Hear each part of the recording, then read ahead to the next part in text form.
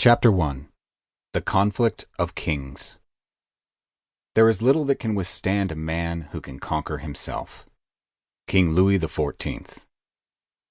At the very end of Louis XIII's tenure as king in 1643, the French military was embroiled in a pitched battle with the European dynastic family known as the House of Habsburg. For centuries, the Habsburgs were the most influential royal families in Europe, with their lineage spreading to several nations and principalities across the continent, including an almost continuous control of what was then known as the Holy Roman Empire, a conglomeration of mostly Central and Eastern European states. When Louis XIV was just a toddler, his ailing father's kingdom was battling Habsburg dominion on almost every flank in France. However, it was from the north that France was in the direst straits, thanks to its ragtag army that was described as having no clear general to lead them.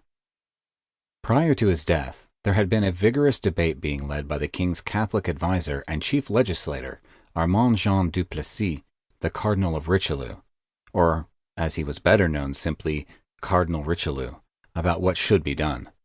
The cardinal had the king's ear when it came to staffing military leaders, but at this point in time, he was having extraordinary difficulty in determining who the top prospect should be.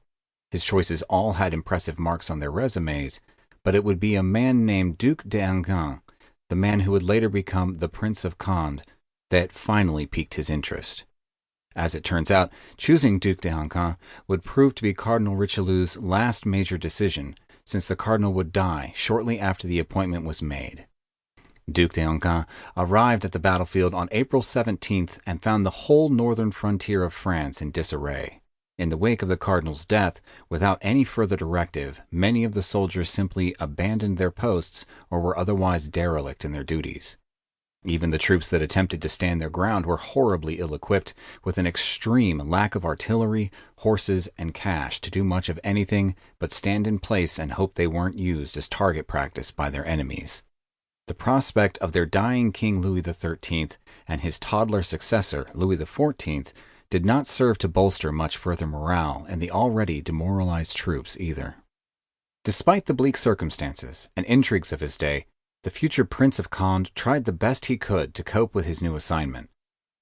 When he arrived at the northern French border town of Rocroi, on the front lines of the conflict, he brought with him 18 battalions and 32 squadrons to reinforce the desperately beleaguered garrison stationed at Rocroi.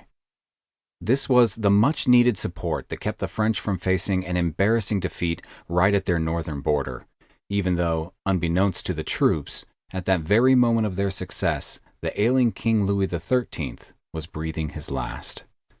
The French soldiers had managed to score a major victory against the House of Habsburg, just in time to inaugurate the new King Louis XIV into a series of dynastic conflicts and territorial squabbles that would come to haunt him for the rest of his life.